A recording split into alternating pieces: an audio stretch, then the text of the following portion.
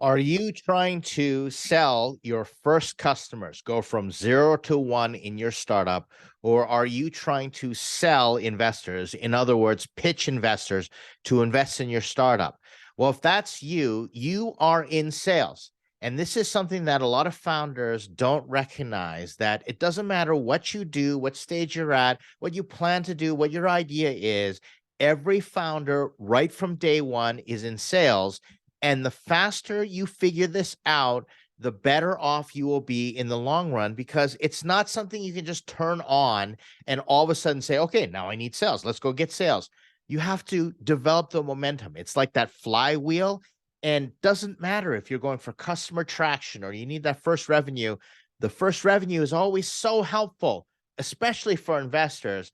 You might have a great idea, but if you have an idea, plus you're already making money, doesn't matter what version of the product you've got, that you're already generating revenue, that goes so far in de-risking the investment, because not only is your startup making money and proving out it's got problem solution fit on its way to product market fit, but the investor will trust you that you will go out and sell, that you are in sales. So today we're going to be discussing how to develop a sales culture, or be that founder that does sales, get the original sale, as well as pitch investors, because that's all sales as well. And this might be you. You might be sitting there going, I suck at this. I'm not good at sales or pitching. And don't worry, I'm going to help you out. And I think you're really going to like it, because I'm not talking about the traditional selling that you see when it comes to Mad Men or the car salesman, all that good stuff out there, which does exist. But we're talking about being a founder. We're talking about selling and pitching. Before we continue, my name is Ed Kang. I'm a 7-time funded founder with 2 exits. Just means I failed a bunch of times, which is your benefit. I like to use this YouTube channel to teach other founders all the lessons when it comes to early stage, pre-seed, pre-revenue startups, all that stuff. Plus, I work as a general partner for 2 accelerators, one out of Shanghai, China, and one here, Venture Studio, as well as Alternative Funding Accelerator here in North America. I'm also lead advisor at startups.com. So I work with founders every day, and I'm here to help you as we continue. Make sure you do all the YouTube stuff or wherever you're watching it. Please leave a comment, like, subscribe, all that stuff, a follow. It really helps me out. Appreciate the feedback. As always, let's dig into this. We are going to look at the acronym here, SALES. SALES. And before we continue, I'm going to show you what not to be thinking, as well as the mindset you should put yourself in and how to get in that mindset. And if you stick to the end of the video, I'm going to give you all my secrets on how we like to get this done. Okay. So when you're talking about sales, the first thing that I want you to think about is everybody's in sales. You are in sales. Just say, I am in sales. Doesn't matter what you do. Doesn't matter whether you like it or not. You are in sales. And so you're thinking to yourself, sales, think this way. All right. Stop acting like everybody else. Oops. That was really bad. Hey, let me do this. I'm OCD here. Okay. Else selling. Just because you see other people selling that way doesn't mean you should, because you're just going to be a whole bunch of noise out there that people are learning to ignore. And I see 2 ways that people do this. They either go out there and they say, okay, I'm going to sell just by putting out like content, and I'm going to build it, and they will come, and then I will sell them. That's not work. How much content is being put out there? People hoping that someone's going to see their post on LinkedIn and say, hey, I'm going to contact you. Sell me, sell me, sell me. It doesn't work like that. Right. And then the other way is all this direct selling, going out there and saying, hey, I want to sell you something. I think you need this, or do you need more services in this area? How many of those messages do you ignore? I get a dozen of those every single day, and I ignore pretty much all of them. So I want you to immediately go, I'm in sales, and that means I'm going to stop acting like everybody else selling, is really what it comes to. Just stop. Just put that in your mind. All right. So now you're going to remind yourself you're in sales and you've activated and you're ready for that change. What's the next thing that you do?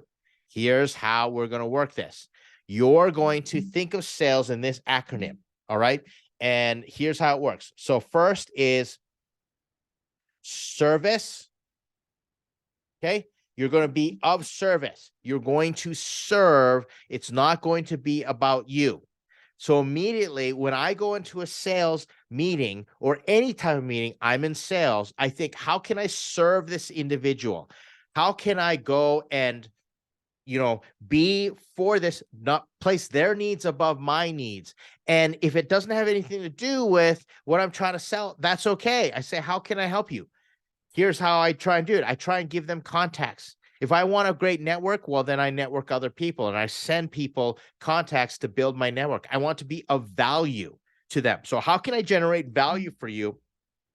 I'm asking that question. Sometimes service is just being a sympathetic ear, being someone to talk to, someone to commiserate with, and you're willing to have that talk and say, you know what, this person has had a rough day, and I'm going to serve them by just having conversation and being encouraging or holding the space, being mindful, intentional in terms of just being in relationship with this individual.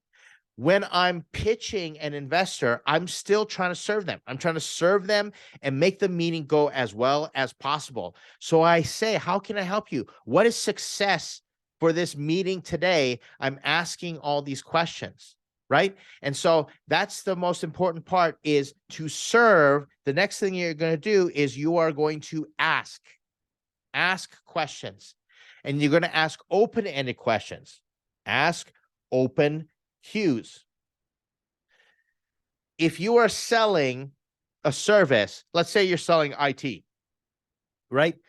You don't go in there and say, do you need IT services? What are they going to say?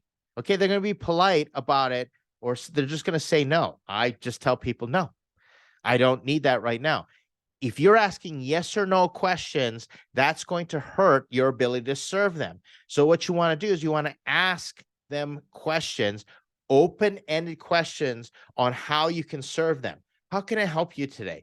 How can I make this meeting go really well for you and say, this was the best hour. It was so worth it. How can I be of service? Or even things like, what's on your mind? What's bugging you these days? Right? And a lot of people go, oh, wait a second. This doesn't get me anywhere, right? Some people have told me, salespeople have told me, it's like I have a chance to run across thin ice. Well, run across thin ice, you're taking that risk. Ask open questions, because they're going to tell you where they want the conversation to go. If they weren't thinking of something, they wouldn't have taken the meeting with you in the first place. So that's what you want to do, is you want to ask open questions, and they'll give you what they need, and you'll work with what you've got, what they're putting on the table. And that's the next thing. Okay. You want to listen.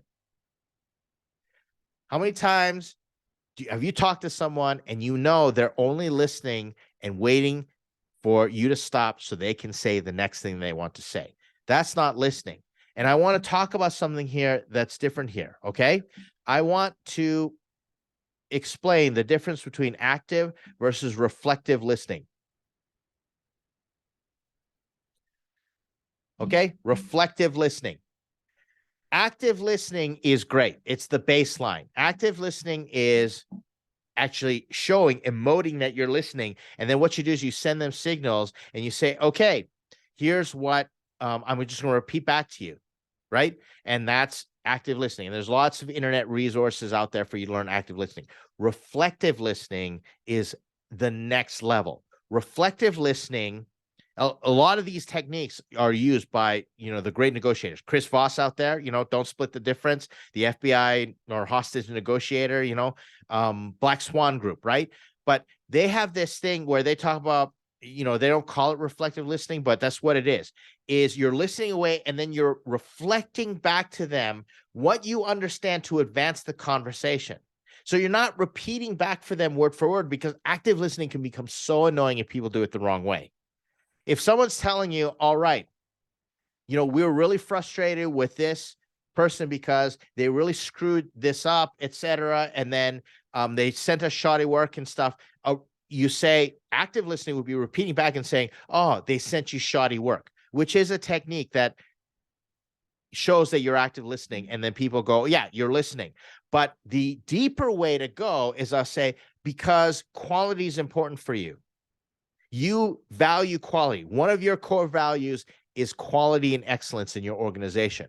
And they will say, exactly, that's what I'm talking about. Now, the great part about reflective listening is that if you mess it up, they'll correct you, but no harm, no foul. They'll keep going because you're actively participating and you're reflecting back to them. And the reflection is wrong, they will course correct, and they're happy to.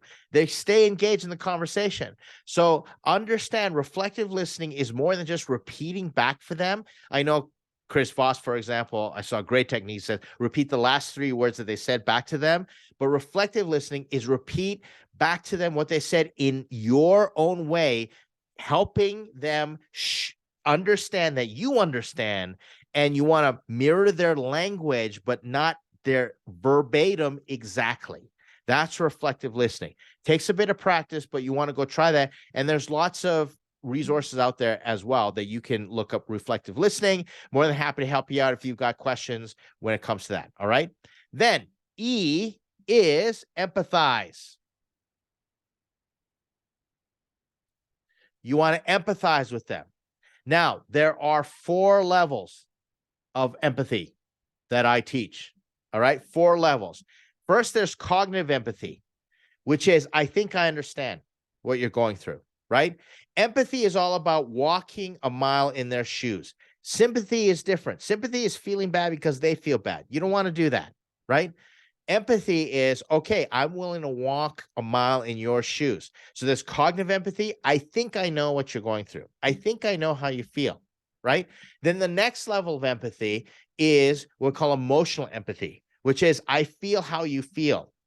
And you can show that. Like when someone shares something painful, I'll actually feel what they're feeling and I'll grimace. Now, I don't feel bad because they feel bad. I'm feeling what they're feeling, right? I feel what you feel. So I think I know how you feel, but now I feel how you feel. I'm willing to share that feeling with you. And that takes practice. Then the next level empathy, which is even more powerful, is compassion empathy, which is I'm moved by how you feel. And so you want to say, wow, like you want to then say something and you want to show how you're moved by your compassion. You're passionate about them. You're passionate about what they're going through, and you're moved by how you feel, right? Then the last level of empathy, which is the most powerful and the most important when you're doing sales, is appreciative empathy.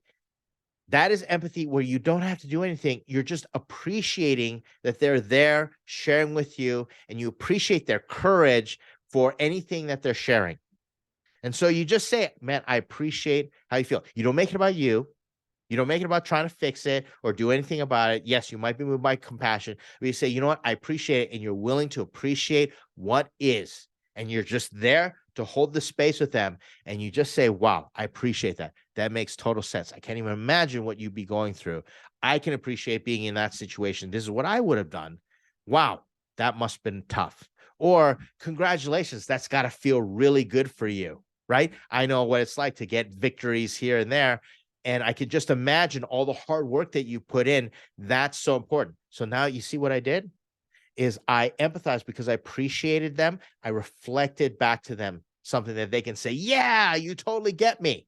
That's how you do empathy. So look up at least the 3 levels. I know there's lots of explanations out there in terms of cognitive empathy and emotional empathy, and then finally compassion empathy. I've added the appreciative empathy. If you're looking for information on that, I met a friend, his name's Dr. Tojo, okay, Thatchin Carey, and he wrote this book called Appreciative Intelligence. You can look that up. That's where I got this idea for appreciative empathy.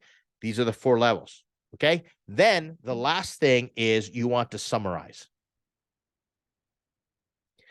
And what you do is you summarize, and I summarize every conversation that I'm in, right? When we need to get something done. And I'll just say, okay, ask permission first. Can I just summarize what I heard? These are the things that, I heard from, because you've asked great questions. This is what I've heard. This is how I understand, how I've empathized. And I say, then I ask a question. What do you think about taking the next step with me? What do you think if I did this for you and I'm back to service? Right.